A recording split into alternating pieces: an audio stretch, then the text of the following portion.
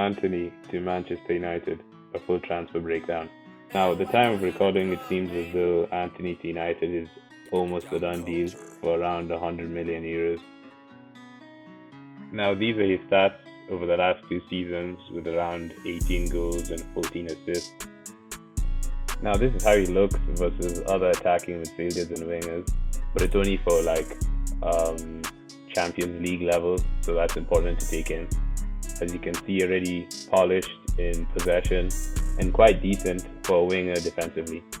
This chart here is now adjusted for Premier League standards, so it's much better to see how he'd compare. And he's still quite decent in possession and also a really good winger defensively, which is something Man United have desperately needed over the years.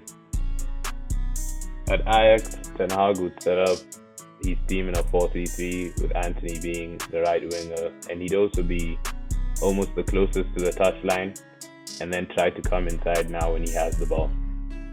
On the ball, he likes to cut inside and sometimes shoot from range, but even when he doesn't have the ball, he can come inside, receive it inside the box and shoot. Obviously, as known, one-on-one, he's a really good dribbler and can kill the fullback. But when he has the ball, he's also really smart and can play really good passes. In United's last game versus Liverpool, Ten Hag was really insistent on using inverted wingers, and this was seen when Sancho came inside and completely killed Liverpool's defense. It also happened once more in the second half when McTominay tried to play a ball for Rashford, but unfortunately nothing came of it.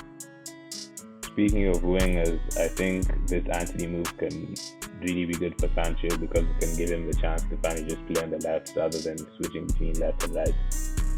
Obviously, this move doesn't come without its downsides, as United are essentially paying 100 million euros with bonuses for guys that's only worth like 35-40 million euros. It's also really important to note that the way Sancho and Antony like to play football is very similar, and from the football that I've seen that Ten Hag has liked to play with United or has even won with United, he needs a winger who can at least run in behind, and I think it would be kind of redundant to have 2 wingers that do the same thing, and there's only so much of the ball that can go around.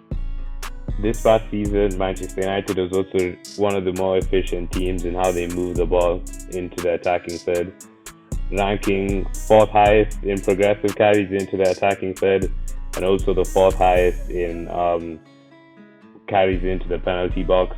So one could ask the question as to why United really need another dribbler instead of assessing more problems to their teams, like maybe a CDM who can progress the ball or a keeper who can pass out from the back. Anyway, that's my analysis on both the pros and cons to his move to United, and also a breakdown of how he tends to play football. Honestly, I'd give this move maybe a 6.5 out of 10 just because of how much money they're spending on him and other areas of their team they need to address. But if it wasn't for the amount of money, it'd probably be maybe a 7-8 out of 10. If you enjoyed the video, make sure to like, subscribe, and all of that, and see you next time.